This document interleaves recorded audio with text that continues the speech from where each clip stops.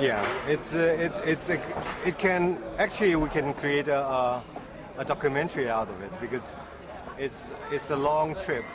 It took us 4 years to create this Redux because when we retrieve all the material from the warehouse in 1999, the material is actually in pieces. They're in very bad shape, and all the sounds tracks it's ruined.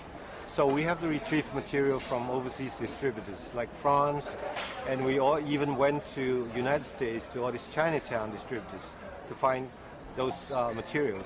And finally, when we put it back together, we noticed like some of the material is in terrible shapes, it's impossible to restore.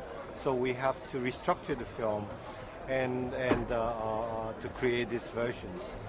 And since this is our first film, in a way, it's the first film produced by Jetone, and the first time we work in China. There's a lot of things we could not able to fulfill at that point because of the budget, because of the restrictions. So I think we want to take this opportunity to make this film right.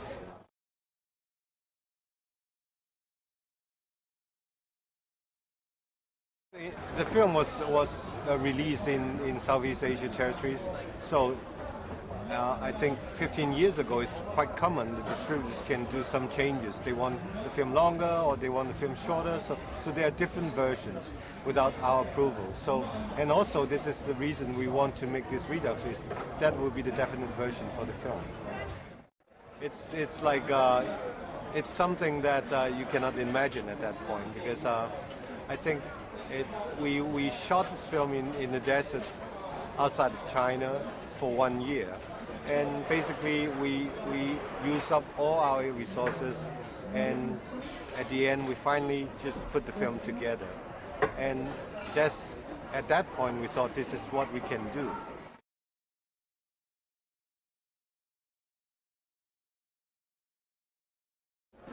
There's only certain cutaway shots which link the continuity of the film.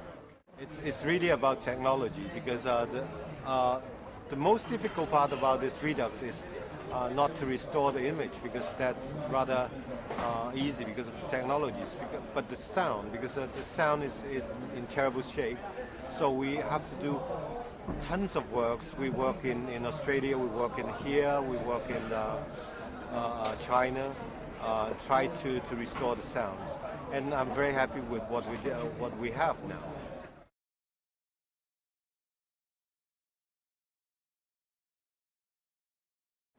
First of all, it is a very emotional experience because through these 15 years, a lot of things have changed. Like some of the cast, like Leslie, passed away a few years ago tragically. Bridget is already retired, and Charlie, Ashes of Time, in fact, is her first film, and now she's really mature and very experienced. So.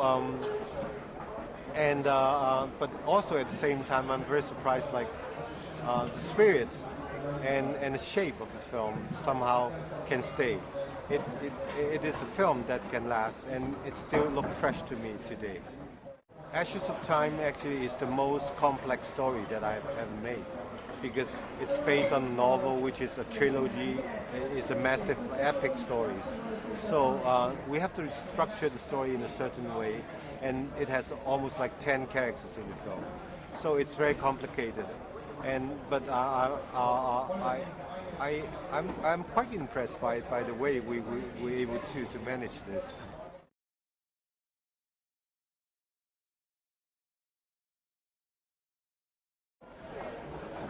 First of all, France is the only country that have released the original versions outside of Asia. So I think it is important to launch the Redux in Cannes to show to the French audience the new version.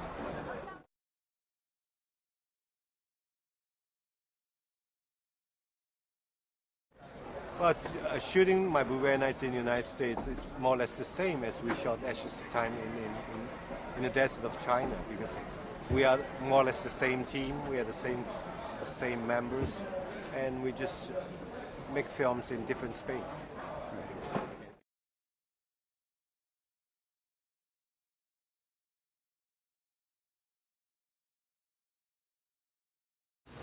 Well, basically, we have the idea of this film in '92, just after Days of Being Wild, and because of Days of Being Wild, and it's very hard for us to find people who want to produce this film.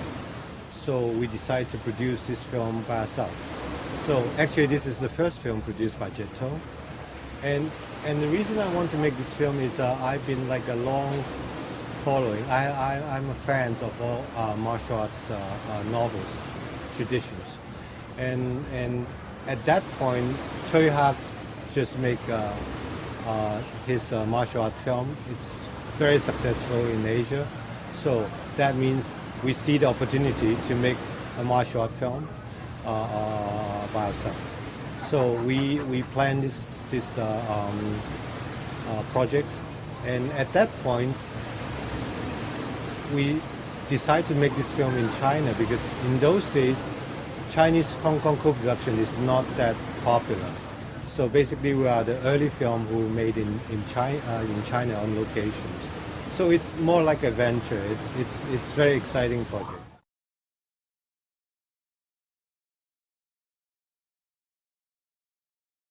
When you look at all the genre, like the martial art film produced in the 60s by the Shaw brothers, they all shot in studios.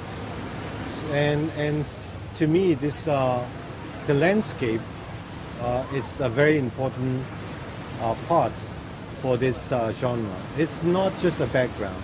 Basically, we want to see it on location, so we decide to do that.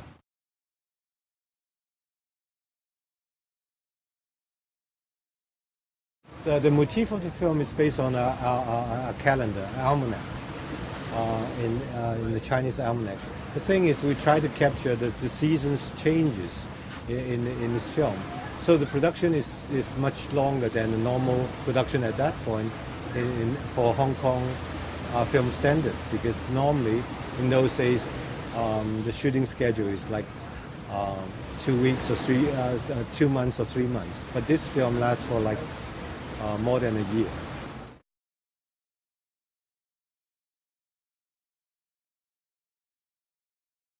No, we just asked for the deserts, and we went to the western part of China, which is very near, which is close to Mongolia and also to the Great Wall.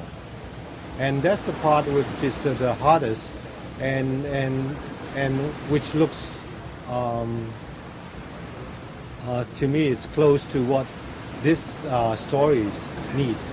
Because deserts, we need something which is like an eternal, because the deserts will look the same then and now, and because we don't have a lot of budget to create the build set, so we basically create our set in a cave.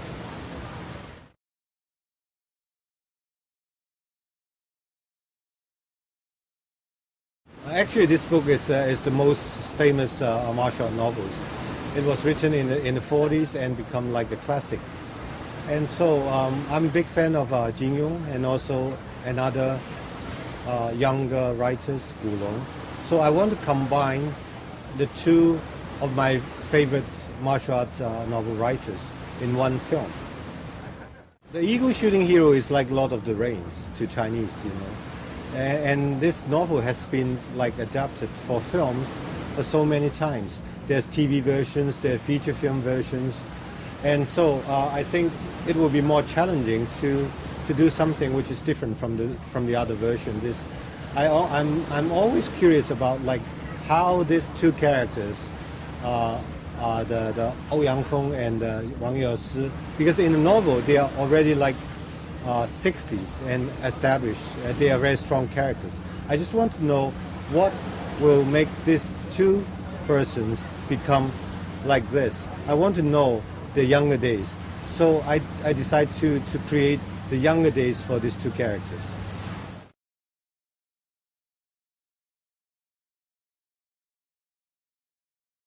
Sammo, I think it's came from the long traditions, and I think he's an icon in this martial arts genre, because he started from Beijing Opera, like a kid, and then he worked in cinema. with great directors like Choi Hak, John Woo, King Hu, or even earlier with Bruce Lee. And I always want to work with him, so that's why I said, well, I need Sammo Hung to be the choreographer for this film.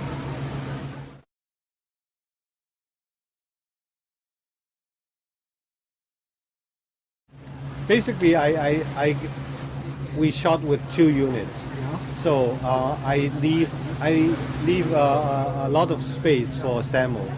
I explained to him the idea of that scenes because normally for an action scene they go for like actions and how exciting it can be. But I want to put a theme because it's related to the stories.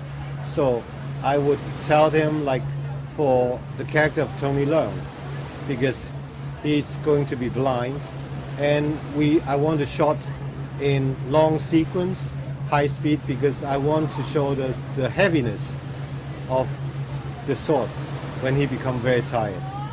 And for like Jackie Chan, I said this one is fresh from the countryside.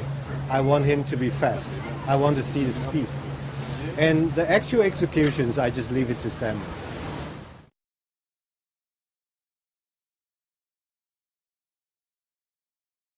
We shot part of it in Hong Kong in the studio. It's basically the place where Maggie lives, and the rest basically is on locations.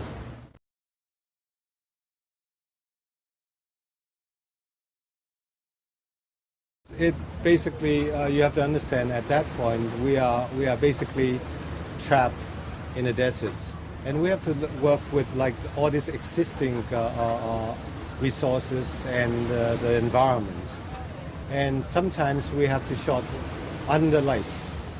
So it's when a film is not like you didn't get the right exposures that you want because you don't have enough light, then it will become grainy. So in a way, part of the film we're trying to make it like this technical issue become like the style of this film, to make it look grainy and to go for that, because I think, well, it fits the texture of the desert.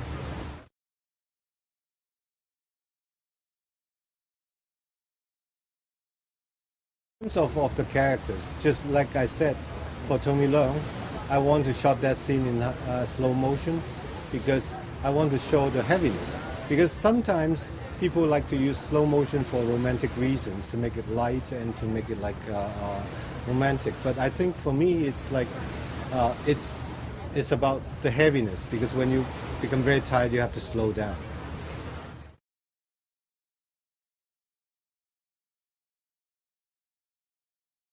I don't think this is like we consciously do that, but during this process of doing this Redux, you realize like a lot of themes was already there. So it is like a kind of a basis of our work after that.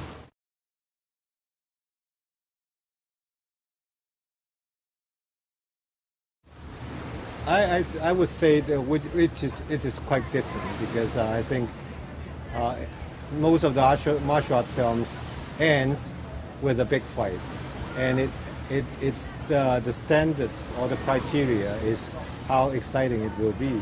Everything was determined by forces, but in this film we're just trying to say it is not determined by that. Actually, it's determined by time.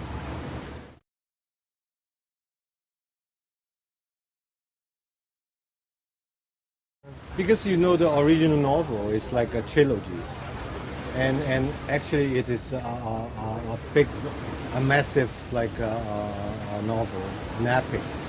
So I trying to keep as much essence of this novel as much as possible. So in a way, it is a very complex story, and I have to adopt. The first thing to know is like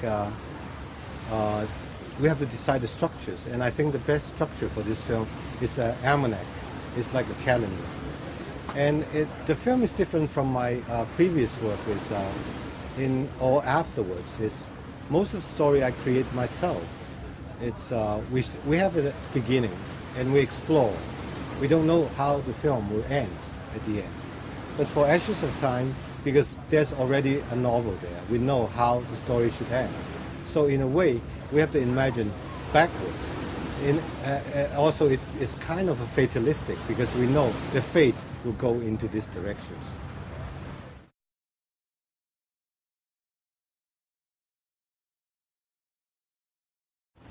I think that basically this story is about like what can you achieve? Because I think the line of Leslie at the end is basically the theme of the film. It's like we have so many mistakes. I don't think it's a delay emotions.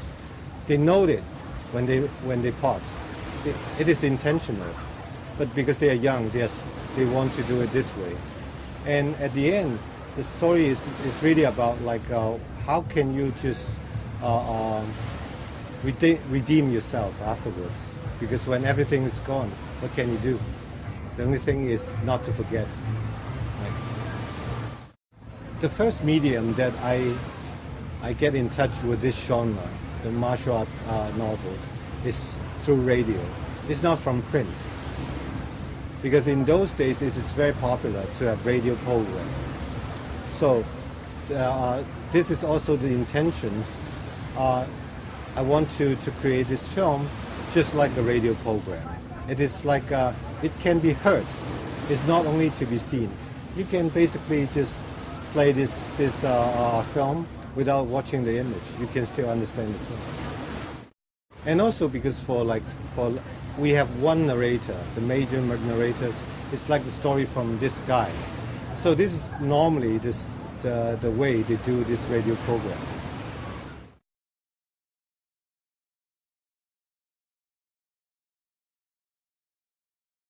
The reason I asked Patrick to work on this, the editing of this film is because I was shooting Chungking Express at the same time of Ashes of Time. So I said, well, because I admire Patrick and he's a very disciplined editor. The way he cut his own film is very precise. He's very harsh and very detailed. So I invite him to do the editing for this film. And I said, well, Patrick, don't worry about me, because he wanted to know my intention. I said, well, this is my intention. I want you to be as harsh on the material as possible, because if they are no good, they won't survive. So he spent like months on the editing. And at the end, because we are in a rush to present the film in Venice, so I have to ask William to work on the rest of the reel. And this is the first time that actually William started cutting the film.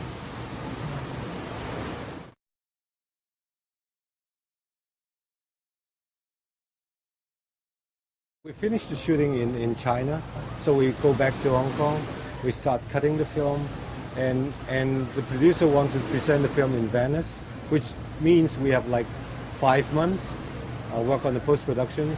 So I think, well, instead of doing like the post on this film, because the equipment was there and we want to shoot the film fairly quickly, and we decided to shoot on Chungking Express.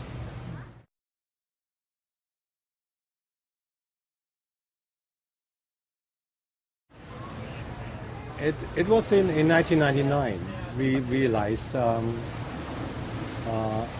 we just got a phone call from the lab in Hong Kong, which stored the negative of this film. They are going to wind up overnight.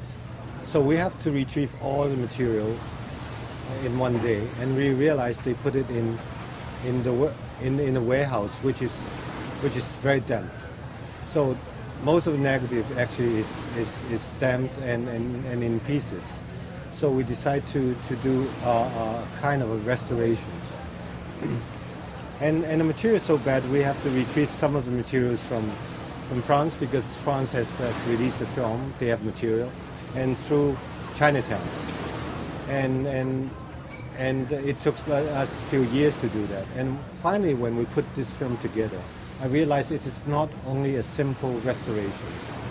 And there's so many things that in 1992, which are giving our resources and our financial budgets concerns, we are not able to make it right. So I think, well, maybe this is the time, since we are going to do these restorations, I want to make it like right this time.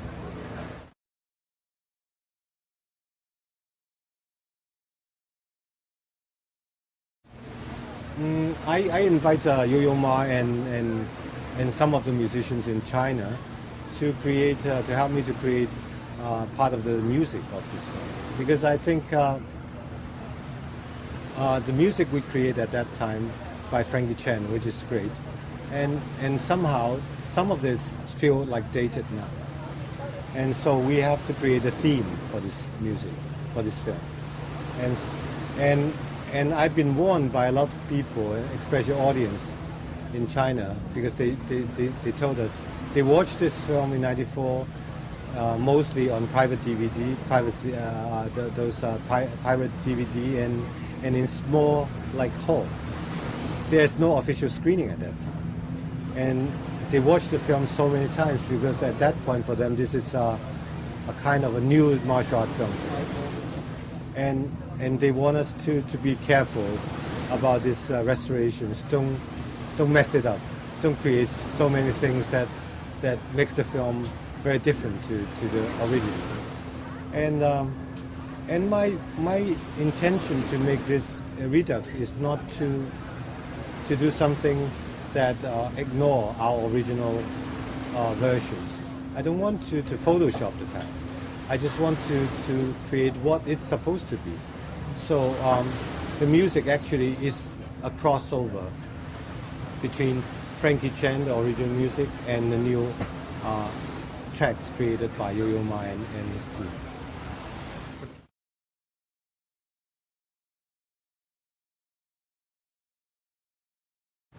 The thing is, it's mainly not the creative choices. It's basically because of technical reasons. It's the film, the Redux is shorter than the original versions because a lot of material, some of the material is so bad that it's impossible to restore, and it's impossible to remake because like Leslie he passed away a few years ago, and so we have to give up this moment, and because of that we have to restructure the film in a way and into like chapters which make it coherent and consistent with the original version.